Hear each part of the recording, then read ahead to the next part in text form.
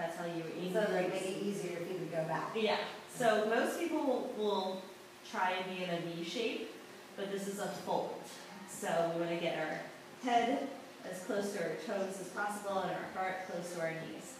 So then once we hang out here for a little bit and we can feel the hamstrings start to open, I like to pedal it out. So just pretend like you're walking, then one knee and then the other knee from side to side. Okay, great. The other thing that we can do is clasp our hands behind our head and pull straight down. It's another good option. Use my extra layer. Yeah. Okay, so we went over 2A. Now this is 2B. So forward folds. And then the other thing that we can do is just interlace the elbows and kind of let them hang out on the floor. This would be the easier version, right? So either holding at the ankles, pulling in, that would be the hardest, clasping the hands behind the neck and lengthening through the cervical spine, or clasping the elbows, resting them on the floor. Okay, so from our forward fold, now we're going to start to extend our arms and our legs into more of a V shape in the body. So in our down dog, we're going to engage our arms like our life depends on it.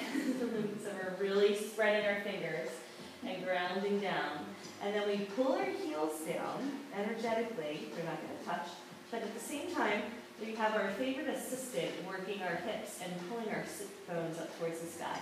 Do you know what I mean by sit bones? Those things that you normally sit on, there's like bones there. So we lift through the sit bones as we lengthen through the back of the legs. Can you feel that? So, and yeah, there's a lot of pressure like on the front and on the hips. Yeah, so that's the good stuff. Okay. That's the free rolfing session that you're getting right now.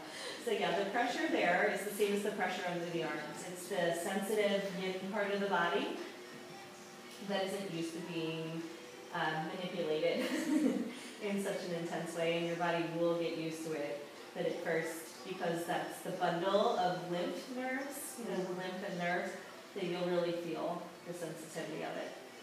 So usually what I do is I start to just have people wag their tail a little bit for their happy dog, right? And just start to massage it out. If it's too much, just do little tiny micro movements, or semicircles. Just do what's comfortable for your body today. But I wanted to just show you that you can have your dog fly, right? We did this yesterday. So stay arched in the upper back, but you can actually lift your hands and come into airplane wings. And then we're going to place our arms back down. So you don't want to necessarily do like a face plant on that one, so walk your feet forward a little bit more and try it again. Yeah. So lift your chest. Yeah. There you go.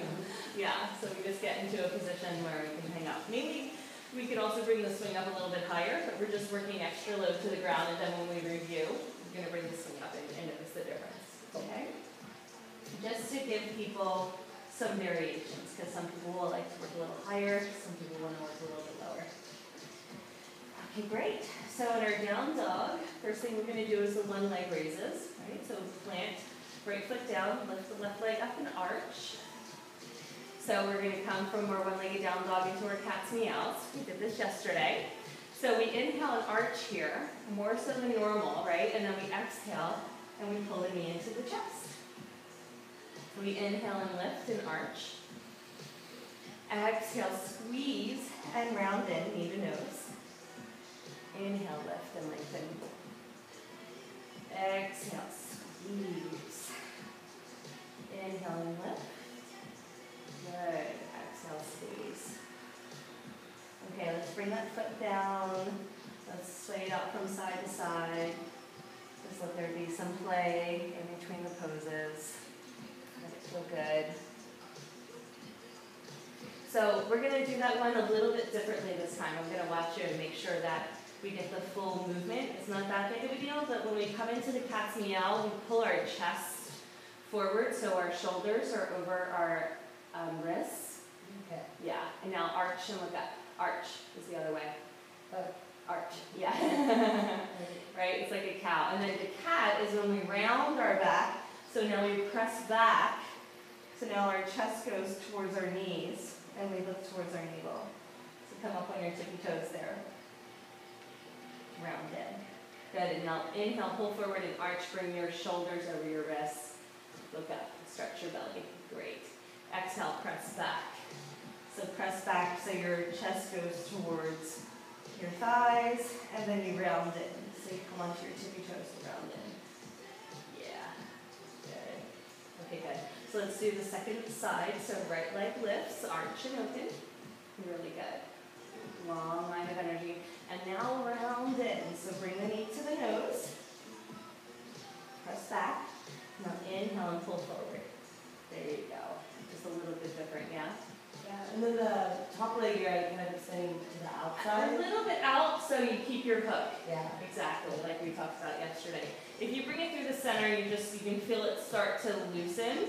And I always keep tension on the swing, but I just bring it out to the side slightly. Arch and open. Exhale, squeeze. So we do about 5 of these on each side. That's the magic number. Always do 3 if you wanted to move through it a little bit quicker. Inhaling up. Okay, cool. So I don't always teach upside down dog in the beginner sequence. I'm going to show it to you because we went over it yesterday. So that was 2B, right, with the cat's meow. Yeah. So I hook the foot on the outside of the swing. So keep the foot down by the glutes. So we don't press it straight until we get into much later. Much later in the sequencing. So this is really important, mainly because you can lose your anchor there. Right? So we don't do anything that would make a new person feel unsafe. Yeah. In the swing. Yeah, So it can slide off. it can slide off, and it's hard to straighten the top leg when you're not super flexible. Okay, so from our one-legged dog, this would be our one-legged dog, right? We press back. We're gonna lift, second side, left leg lifts. We hook the foot outside in, but keep the knee bent, so keep your feet close to your glutes. That's one way to. So if the knees are out a little bit wide, some people try to squeeze the knees together. It's uncomfortable. You can rest the knees wide. Now to come into the full upside down dog, chest comes down towards the ground. Inhale, pull forward. I call it handstand arms or the up dog. Right? Arch and open, stretch the belly. Exhale, lower back down, upside down dog. So our forehead comes towards the ground, straight arms the whole time. Inhale, lift the chest. Open for up dog. Beautiful. Exhale, press back, upside down dog. Now notice these kind of sequences you could do in a normal hammock, right? Because we're not incorporating leg loops. Yeah, so this is a good upside down vinyasa sequence for people who like to work with the floor. Inhale, lift.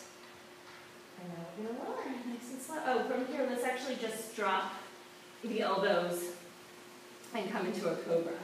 So with the elbows down, I call this cobra. So you can just rest the forehead on the ground or you can stay lifted.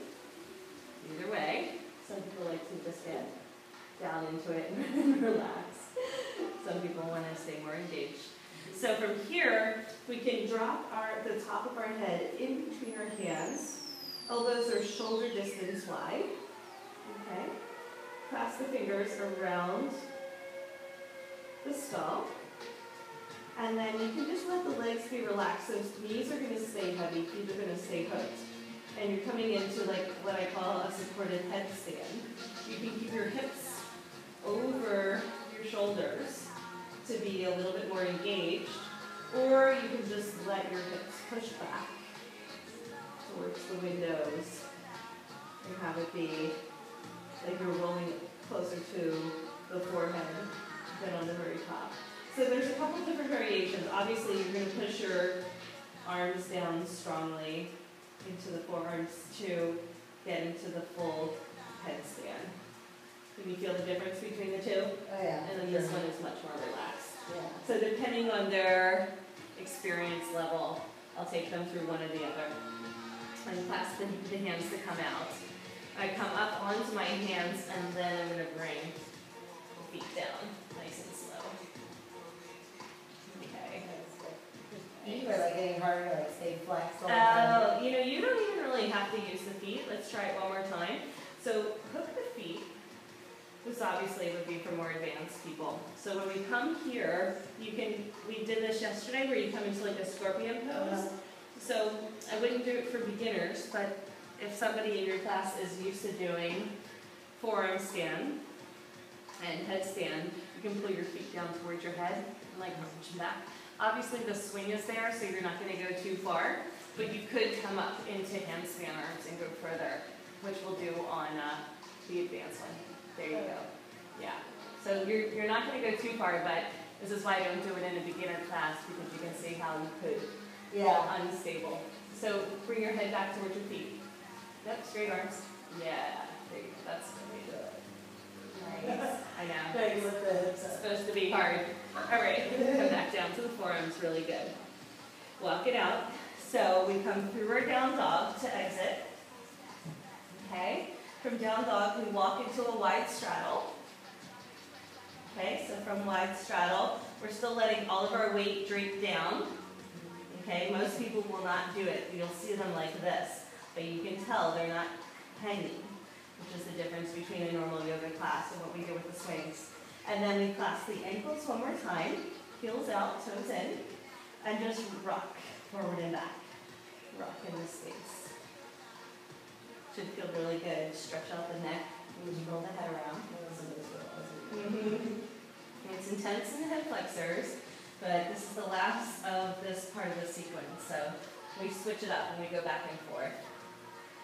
So let me just show you how to do some push-ups and some chaturangas, just because we are doing the yoga translations. So what we're going to do is we're going to come back into what I call a folded leaf. Okay, so we're going to be on our forearms. Our feet are floating, so we can actually come into this from down dog or from our headstand. So if we come into what I call a plank, right, flat body, we can do tiny little baby push-ups. So chaturangas when the elbows like go towards the sides of the body, like they were going to be sliding along the rib cage as we came down. So out are normal push-ups. Chaturangas, elbows in. So pull your elbows in a little bit more. Yeah, like that. That's chaturanga. Very good. So to make our chaturangas a little bit harder, we're going to hook our feet outside in again. Keep the knees bent a lot. Yeah. So now you can see, if I do my chaturangas, it's like, oh, that's kind of hard, right? Not super hard, but a little bit harder. Good. Now walk your hands directly underneath your chest. So now we do their handstand push-ups, and now they're hard. So then, of course, again, when we get into our conditioning, this is when we would get into handstand push-ups.